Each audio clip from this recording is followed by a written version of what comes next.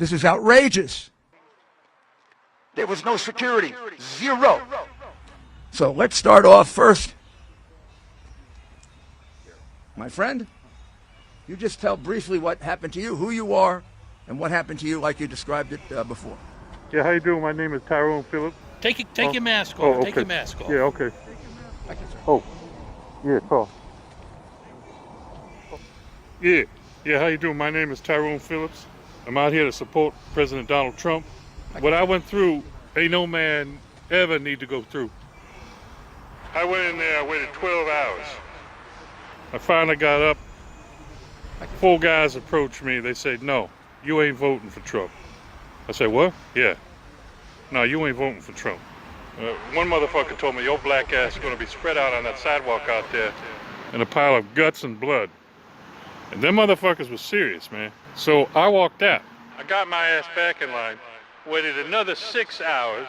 By this time, it's the end of the night. You know, I only had one more chance to vote. The polls are going to close on my ass. So I got up there. 6 more guys come up to me.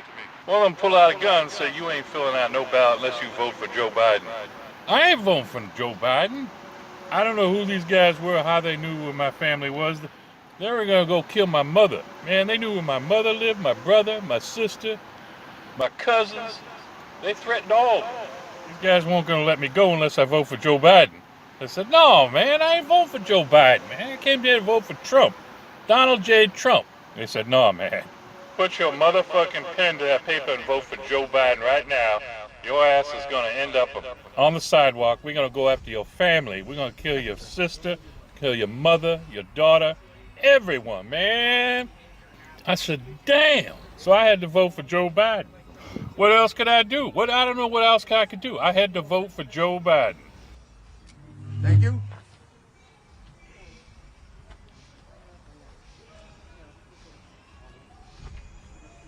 Thank you, sir. My name is Jeremy Grubb. I was connected to the election portal on my Xbox. My Xbox Series S stated in an email to consumers that a voting accommodation feature would be available to those registered to vote. Therefore, on election day, I tried Xbox Series S and I was unable to launch the election port. Then I called customer service.